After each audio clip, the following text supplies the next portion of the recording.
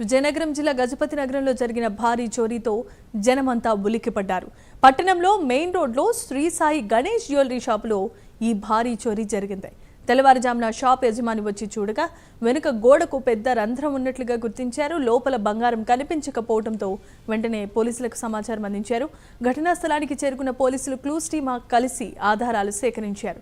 ఇక షాప్లో CC camera ఫుటేజ్లను క్షుణ్ణంగా పరిశీలిస్తున్నారు. దొంగల ఆచూకీ కోసం గాలింపు చర్యలు ముమ్మరం చేశారు అధికారులు.